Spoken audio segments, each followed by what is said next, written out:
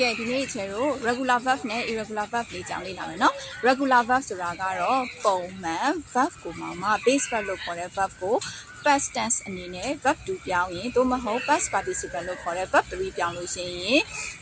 ဒီသို့မဟုတ် ed လေးပဲထည့်ရတဲ့စကားလုံးကိုချေတို့က regular verb လို့ခေါ်မှာပေါ့နော် example အပြင် date dated hack hack ဒီနေရာမှာ hug hack ဒီ